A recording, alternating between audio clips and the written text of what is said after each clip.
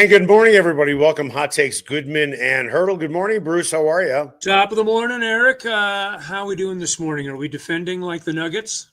Are we defending like the Nuggets? The Nuggets are defending better than the Cowboys. They are defending better than the Cowboys, but I don't know. I'm paying attention to that game last night, and I'm asking myself the question: Is this an improved defensive team? And maybe 6 games in, it's hard to gain that answer yet.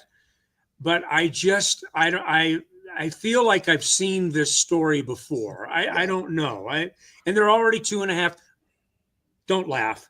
They're 2.5 games back of the Thunder already, who are off to a 7-0 start.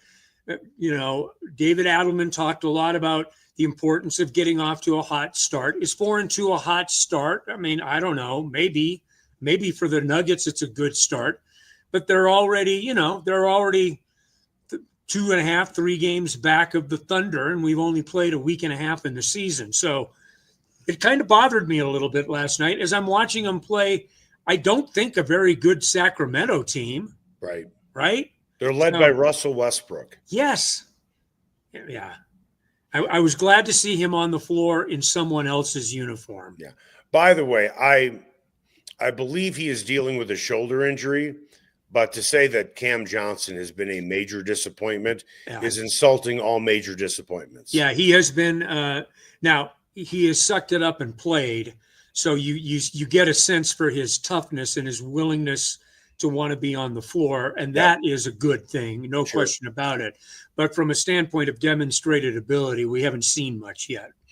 Hey, I want to tell you about Roller Auction, the leader in Colorado auctions for over 45 years. On Thursday, Planet Open Box is having an auction for holiday decorations, trees, lights, ornaments, and more. Yeah, Christmas is barreling up fast, isn't it? Online bidding has started at rollerauction.com, and don't forget to go to rollerauction.com to learn about all these great upcoming auctions. Get what you want at the price you want today at Roller Auction. Time now for the lead. The lead is presented by Smokin' Dave's Barbecue. It is not just the best barbecue in town, it is one of the best restaurants in town. You can find Smokin' Dave's Barbecue off 36th and Pecos. All this headline, I started shaking my head and thinking, this is so Colorado Rockies. They are starting all over again, looking for somebody to run the front office after 2 candidates who were reportedly the top 2 guys are now no longer candidates. No reason was given why. My assumptions are it's incredibly embarrassing for the Rockies on why these guys are out. And my guess would be, and I think it's a pretty educated guess, through my own personal thoughts about the Rockies organization and people that I talk to, that this is the Rockies doing as much as anything else. It is their fault this happened, not the candidates. But I'll let you have the floor to start. Why do you think this search is starting all over again? Very disappointing and a very bad look, in my opinion. Now, maybe it'll be much ado about nothing, and they'll have this thing all taken care of by the end of the week. But it's not a much ado about nothing. It's a systemic issue, and I think you're going to walk me right into my point. Yeah, I think that first of all, I want to know. I'll ask you. I'll start with a question. How attractive is this job? Now, hold on with me. Let me just clarify the question. How attractive is this job? It's one of 30, right? I mean, so we get that part of it. It's one of a very few of these jobs. But how attractive is working with this ownership group for people coming in? Now, obviously, there are people that want to be the top guy. I get that. But how difficult are the Rockies making it on guys to agree with and be in lockstep with whatever their vision is? And haven't we had a fairly good idea of what their vision has been for all of these years now? The Rockies have got to be willing. And you know what? Dick Monfort owns the club. He can do whatever he wants. But from a standpoint of moving forward, they have to be willing to break the chain. They have to be willing to do something different. And I know it's scary. I know it's scary out there. I mean, my God, what are we going to do out on the edge? This is something we haven't done. Suck it up and try something different, because you know what? You keep getting banged over the head with the 2x4 from the way that you've been doing it for years. At some point, don't you say stop? Stop. Let's go a different direction. And I think they're having a difficult time being able to pivot and go a different direction. Here's my analogy for you. There are 30 restaurants in town. Okay? There are 30 openings for executive chefs. And the Monforts want to hire someone who's qualified to be an executive chef. And they want to give them the responsibility of garnishing the plate before it goes out to the table. They don't want to give him any responsibility or her any responsibility to put together the menu. That is the job of the owner, not the executive chef. It is pretty simple why these two guys backed out. They weren't given control. Right. Yeah. Plain and simple. And I'll give you another reason why from some people that I talked to. The CBA is going to expire after this upcoming season.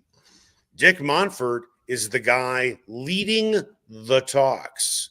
And one thing that he is pushing for is to limit all teams on the number of people they can have working in their front office. Because he believes it will even the playing field if every team has only 8 people instead of, let's say, the Dodgers have 15 people. So another thing that I think that gets thrown into the mix here is that whoever gets hired, I don't think Dick is going to want to let this person bring in a whole bunch of new people right away, because he wants to limit the front office as much as anything else. So you can have a couple of guys, but then when, eventually there is a lockout or a strike, we don't want to have to furlough people. We don't want to have to, lay them off or whatever it is. I think he is looking straight ahead towards the new negotiations, and he wants to prep himself for it. But the truth is, and we've been saying this for decades now, that Dick Monfort doesn't want to relinquish control over baseball decisions. If the saying is true, there are only 30 jobs, and I get it, but this job isn't attractive for the whole reason. Right. Dick Monfort will not allow his new hire to do his job. Yeah, I think that is it in a nutshell. If you can't do the job that you are being asked to do in the manner in which you want to do it and feel like you need to do it, then why would you spin your wheels in a losing proposition? See, my worry is you get guys that come in, they think they're interested in the job until they pull over, they pull up the top sheet and start looking underneath. Then all of a sudden it's like, well, wait a minute. What systems are in place? What kind of systems and processes are in place here? And the answer is none. There is none. There is no process. There is no system. Certainly, there is no process that has been successful or even remotely successful. The Rockies are literally at the first step of beginning the franchise. Yep, they've got a roster. And you know what? You can say maybe they've got 2 or 3 or 4 guys. I mean, you'd have to look at it and really delve into it. Maybe they've got a few guys that you can start to build around. But Eric, this is the first step in a process that probably, if it happens quickly, would be another 5 years before the Rockies start to become relevant again. And that's if you've got someone leading this franchise who really know what they are doing. Well, if there was a posting on Indeed, it should be yes men apply here. Yeah, well, because that's what it's really all about. In all the Yeah. years I've been covering sports, which is for decades, as you as well, I cannot remember a search for a head coach or hire, executive, whatever it is, where they had their list of finalists and then they started all over again. Yeah. And it's the candidates that are turning the Rockies down. It is not the other way around. right. Why would you want to work in an environment where you are neutered right before you walk in the door? And then you're listening, to some guy who has no idea, who knows what the fuck he's doing, even though he is signing your paycheck. You know what, Dick? I thought with Walker coming on, things might change. Enjoy sitting in that shit soup, because that's what you have been laying out to all of us for at least the last 3 years, certainly longer than that with a couple of playoff appearances. And now you can't find someone to want to take a job that could not be any more attractive because there are only 30 of them. Yeah. With that, trade deadline today, expect the Broncos to do anything? Maybe. And I'm not trying to be on the fence on this. I mean, what I'm hearing is high cost. This is an expensive trade deadline. Yep. Not surprisingly, but if they, I thought about this a fair amount yesterday or last night. Where do the Broncos really feel that they are? Is it a 7-2 football team with a bullet that is a bona fide Super Bowl contender? What is the truth serum belief in behind the closed doors at Dove Valley? And I don't know. I don't know how they feel that way. But I think if Sean Payton is at least, you can look at 19 years of Sean Payton and say, if he thinks he's close and thinks that there are things out there that can help him, he will push for moves. I just don't know if they're quite there. Here's something else to consider.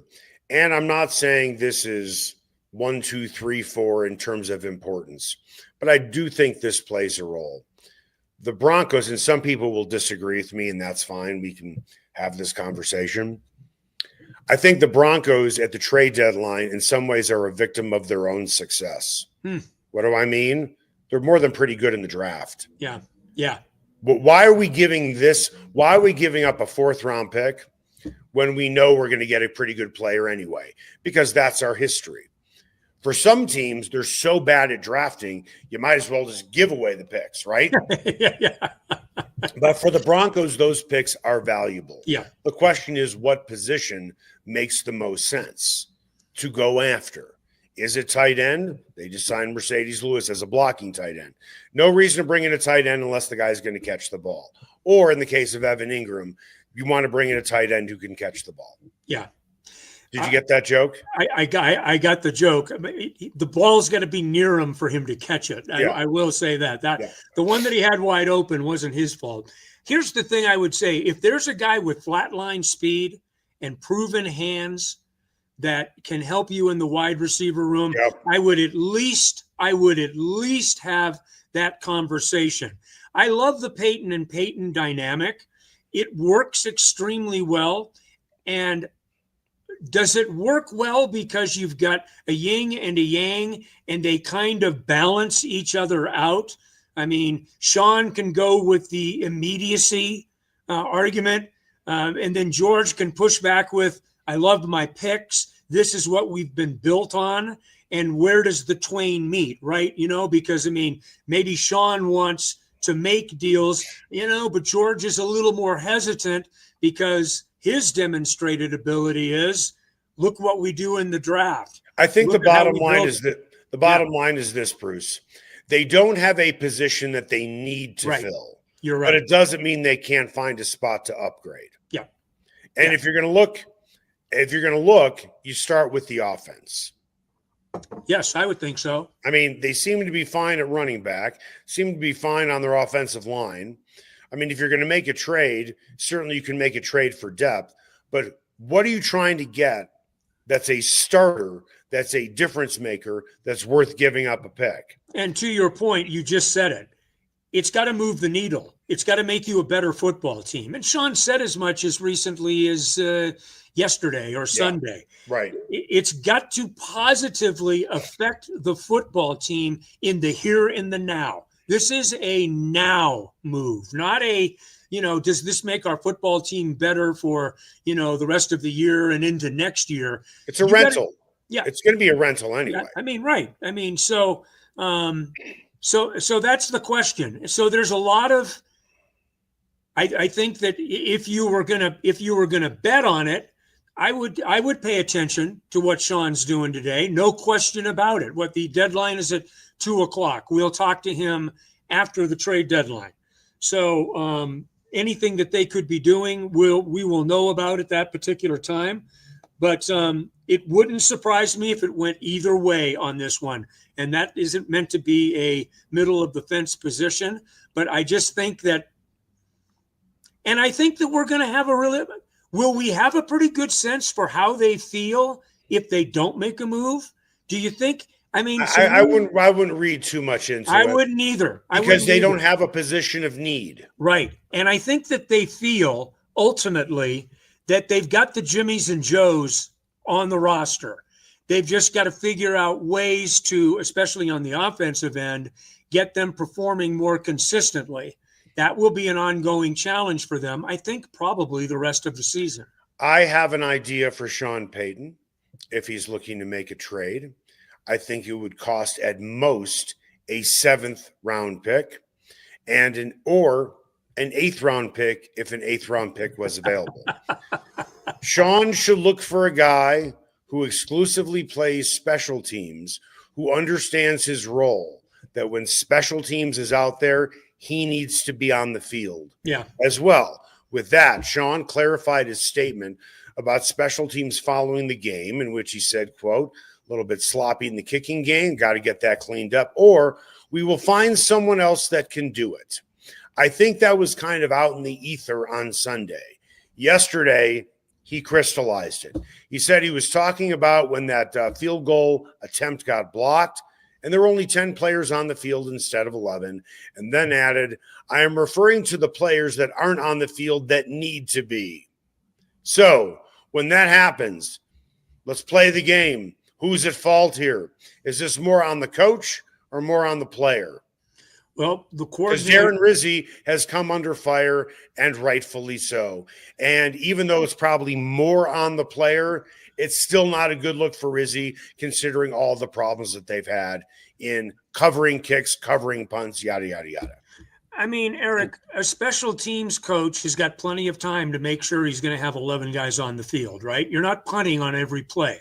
You're not covering or receiving a kick on every play. You're not kicking a field goal on every play. For God's sakes, have your unit ready to go. And while I'm not ready to throw out the baby with the bathwater on Darren Rizzi, I am going to just say this.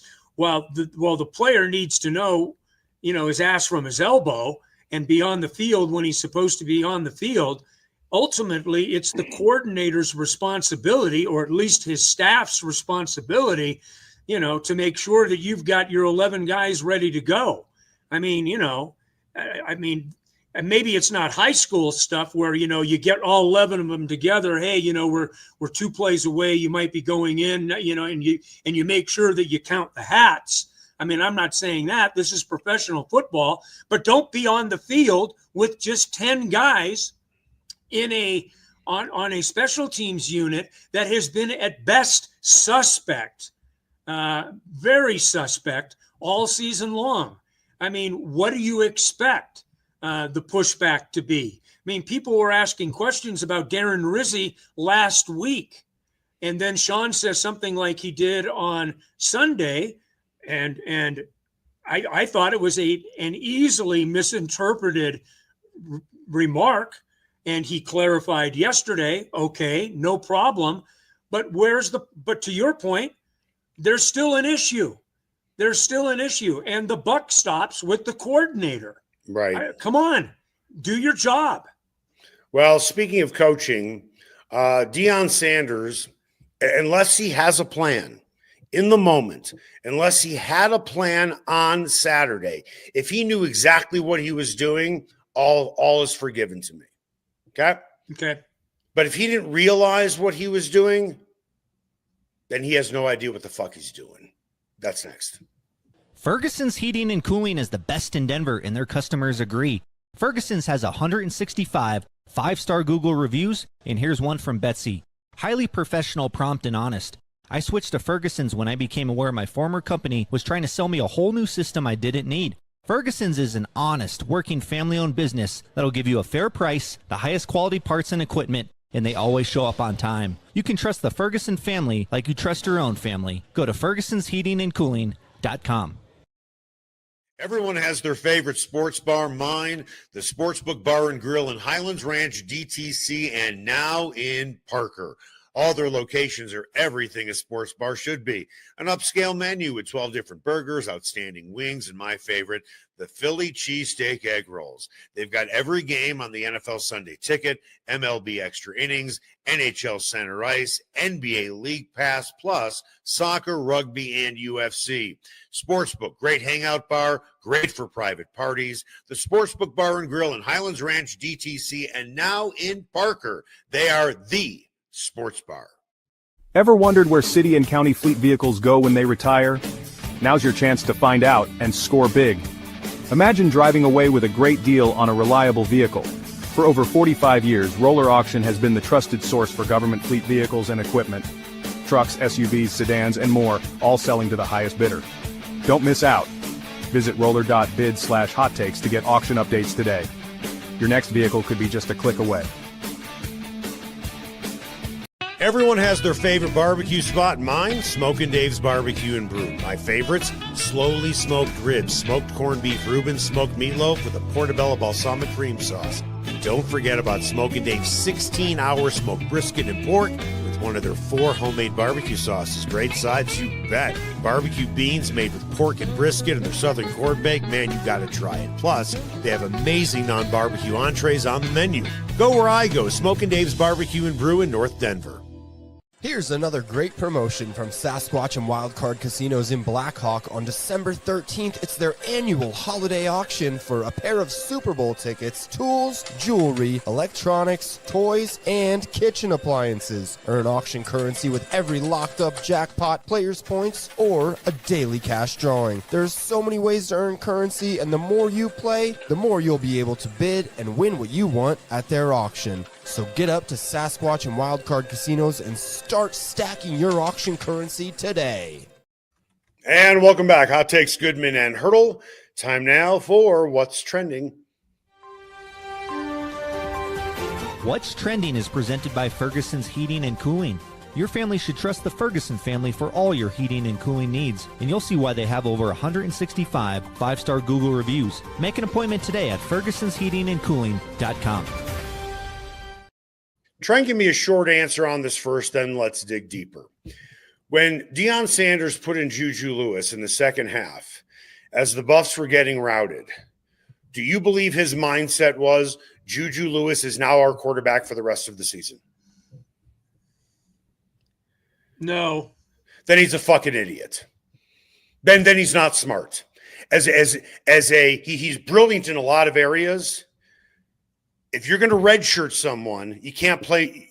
It's 4 games, right? Yeah, right. 4 games. I think it's 4, yeah. He already had that really fun Rockies pseudo piggyback bullpen situation thing earlier in the season when he's giving quarterbacks, different series, right? That's game 1, right? Yep, right. Then he throws him in a blowout against Arizona.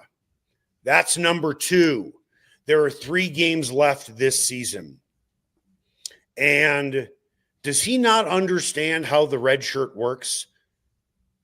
Yeah, I don't Not apparently. Well, that's malpractice, isn't it? Do we really think that JuJu Lewis sees himself as a 5-year player anyway? I mean, I would agree with that, and I think that's a very fair point. But you would think that, listen, we see it in baseball all the time, okay? The score is 4-1. A middle reliever comes in, and he gives up 7 runs, and suddenly it's 11-1 in the 6th inning. And this is the final game of a 3-game set against a team, or let's call it game 1, okay? Sometimes you just have to stay out there and take one for the team. Even if you're getting roughed up and you're giving up a bunch of runs, you have to save your bullpen, right? Yeah, of course. Yeah, okay. Right. Happens all the time. In this case, he throws in JuJu Lewis, and it makes no sense to put him in there and potentially burn a red shirt. It made no sense to put him in there in this rotational thing earlier on this season either, because then you burn another game. There are 3 games left. If he doesn't put him in this game against Arizona, and if he doesn't do the quarterback carousel like he did in the 2nd game of the season, JuJu Lewis can start the final 3 games of the season and keep his red shirt. Yeah, you certainly could. Absolutely. Now, the pushback would be, what really does a red shirt have to do with JuJu Lewis? Well, you want to see what the guy can do, right? And he should be playing now anyway. I have no problem with that statement whatsoever. No problem. But the question was, do you think Deion knew the minute JuJu stepped onto the field, he was the quarterback for the rest of the season? I would hope that he would have had that information. By his remarks afterwards, it sounded like there was some confusion about the red shirt situation. Well, let me read you that quote, okay, about the red shirt. I don't know JuJu's thought process or his parents' thought process. I can control what we can control. If it's a red shirt that he wants, that's what he will get. Really? So if JuJu walked up to him and said, I don't want to play for the rest. I want my red shirt for the rest of the season, but we need to see if this kid can play. Is Deion suggesting he's not going to do what's best for the team? He's going to do what's best for that player, because you need to see if this guy can play, don't you? Well, I mean, I would think that you probably do, but those are answers you should probably have. He doesn't know what JuJu thinks about keeping a red shirt. He doesn't know what first of all, his parents shouldn't come into play, although in some ways they should, because if he decides to transfer, I'm sure his parents will play a role in that. But it's like when you look at clock management and you look at other in-game decisions, this is just another example where Deion Sanders on game day, still, after all this time being a college football coach, remember, he was someplace before Colorado. Sure. He doesn't understand the intricacies of things that can affect your team moving forward. Yeah, I think that would be an area that would need to improve moving forward. I think that this has been a season so far, and I think the wins are going to be pretty hard to come by over the last 3 weeks of the season.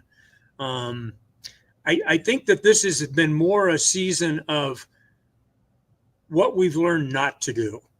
I mean, seriously, instead of things that we're trying to implement to win games, I think that this should, if you can really take a step back and look at it, say, damn, we didn't do this very well. We didn't do this very well. And how do we fix this? Because I think that that's where CU is right now. Look, you and I have talked a lot about Deion Sanders and the effect that he's had on CU football. Unbelievable. No one is going to argue that. It has been by and large, remarkably profitable and positive thing for CU football. And that conversation is over with.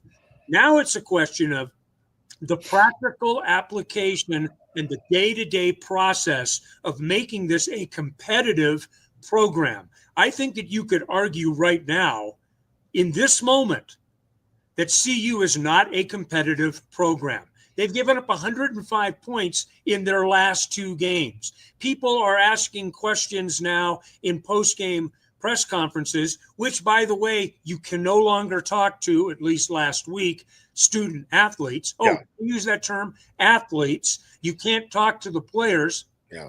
But I just don't. I'm not. You've got to have. But they're asking questions to Deion Sanders like, are guys quitting? And I think it's a very logical question when you watch the way that CU's Bruce. Deion made it very clear he doesn't know what the hell culture means in a locker room. He doesn't know why it's really that important. It's all about winning. It's not about culture. Culture is what keeps you together to not get potentially blown out week after week because guys are pulling for each other. And it seems like guys are doing their own thing. They had Ray Lewis come in there, and he talked to the players, about, having the right mindset going into the game, protecting your teammates, doing what's right for the team. That went over well. It seems like the more NFL players that Deion brings in, the worse it gets. Guys that could play at a Hall of Fame level aren't necessarily guys that can coach at a Hall of Fame level. And I think that we're starting to see that a little bit. Look, I think it's a cool thing. Deion bringing all of his guys back. There's more name recognition in a handful of the staff than there is on any players that play in that program. And that in and of itself is kind of cool. But are you winning games? Eric, we've said this from the jump. At some point, and I think that we're there now in year 3, are you winning games or not? And the answer right now is a pretty emphatic hell no. We are not winning games. We're not even being competitive in games. We're out of games by halftime right now.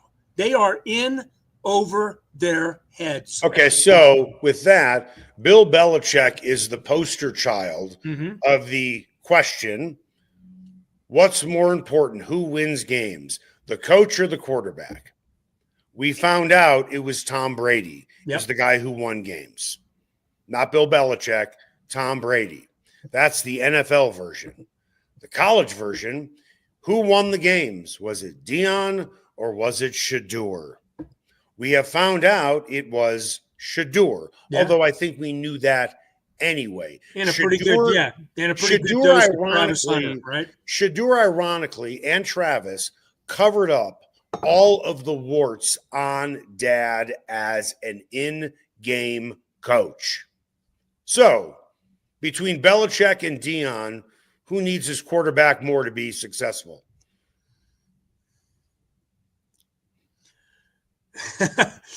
Well, they could both use pretty good quarterbacks, right? I mean, I don't think Derek May is still at North Carolina, and I know Shedeur Sanders is no longer at CU.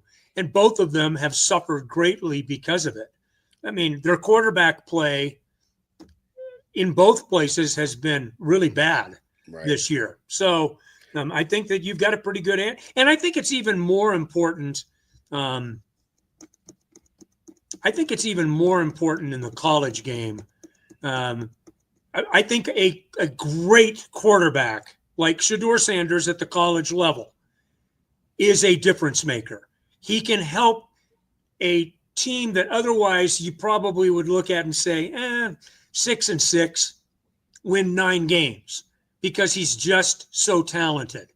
He makes a great throw at the end of the Baylor game last year, a game that they looked like they were dead to rights, going to lose that football game. And boom, he makes a play late. I mean, those types of things a guy can do at the college level. It's harder to do at the NFL level, which makes Brady so unbelievable. Because you've got great players all over the field. There are no college level players playing in the NFL. These guys are all pros and they've proven themselves. So no, yeah. I would say right now that there are some uncomfortable people in Boulder about where this football program is, but Eric, to me, where it more importantly is going. And that means Dion and his health. Bless him. I mean, I know that he's gone through some things, and we wish him the best in trying to get his health back under control. That's a huge circumstance for a guy that's getting older. I mean, we all are. We get it. We understand it. But what about where this program is going, and what demonstrated ability do they have to have a lot of confidence that it's going to get better next season? Because you know what's going to happen. They're going to have another shuffling of the roster, because that's what happens at CU. They're going to have another shuffling of the roster, and we're going to play, we're going to play cards with whatever we get out of the transfer portal. So to me, it's a difficult situation to be in, because continuity apparently means something. Getting back to the question about JuJu and this red shirt. Let's say he doesn't have a red shirt season. He wants to probably play in the NFL. Sure. From what I understand, he has enough talent to maybe go into the NFL, but if that's his ultimate goal, that's fine. Chances are, if he's really that good, he's not staying 4 years anyway. Right. So really, what's the difference? You need to see if this guy can play. That's the bottom line. Yeah. But the wrong time was doing that quarterback carousel with the three guys earlier on in the season. What a stupid move, putting him in a blowout, knowing that you just burned another redshirt game potentially, unless you are fully committed to this guy over the next 3 games, in which, if you are, that will be 5 games he's played in and the red shirt is gone. I will say this about the red shirt. I don't think for JuJu Lewis it's going to be much of an issue, based on what I think the feeling is about the ability of JuJu Lewis. You just touched upon it. I think that JuJu Lewis is probably not – he's not going to be a 4-year guy in this program. He won't certainly be a 5-year guy in this program. Hell, the notion of 5 years to play 4 anymore in college football is kind of a quaint little – remembrance of latter year. It doesn't happen very much anymore. So, I mean, JuJu Lewis, I mean, at this point, you go all in on JuJu Lewis and see what you got after 5, because I think that there's a very real question, and I don't know how committed he is to CU. I don't know how committed he is to Deion Sanders at this point. I would bet on Deion Sanders in that regard, but I don't know. Maybe JuJu Lewis isn't happy with the way that things have worked out this year. There's a lot of ifs. I'm sure his parents, I shouldn't say I'm sure. I'm guessing the people in his circle, after the way this season has unfolded, with the way Salter has played, the experiment with Staub, I am guessing that people in his circle, in hindsight, are now saying, why didn't JuJu just start the season? Maybe so. Which, if they do feel that way, could be a real indication of which direction they're going to go after the season. I mean, if you look at what they're going to do in the offseason in terms of quarterback play, Salter is gone. JuJu will have limited experience. Got to see what this guy can do, right? Yeah. What transfer is going to come to Colorado with JuJu on the roster? Nobody. Yeah. What 4-star, 5-star high school quarterback is going to come here with JuJu as young as he is? Nobody. Worst case scenario is he goes out there, doesn't look very good, and then what do you have? You know, Eric, I worry about Ryan Staub. I mean, that's a guy that they have in the program who obviously has been there for 2 years. He's stuck through it. But I think that, you know, who knows what kind of handwriting he sees on the wall right now. I mean, that's that's the danger of where we are in college football right now. Kids can be gone in the snap of a finger. So, you don't know what you have at quarterback. You have what are they, 3-5 right now, 8. So they've got 4 games left. No, they're 3-6. They've got 3 games left. So you've got 3 games left to gain that information. Right. You don't know enough of what you need to know to move on to next year. And the dominoes, it doesn't just start with JuJu Lewis. It starts with JuJu Lewis, but the dominoes go all over everywhere.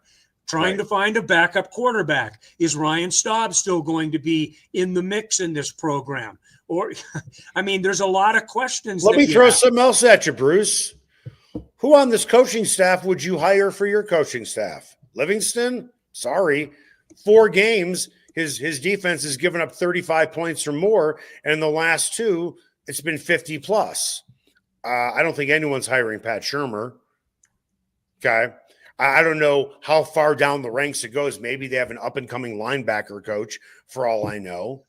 But who on this roster, honestly, besides maybe Seton and a small handful of others, if some of those guys outside 7-8 guys maybe that are pretty good college football players, Jordan Seton, obviously. Let's see what happens with JuJu. Right. They have a couple of good wide receivers. Yep. If any of these guys transferred out, if they're going to a Power 4 program, are these guys going to be starting for their new school?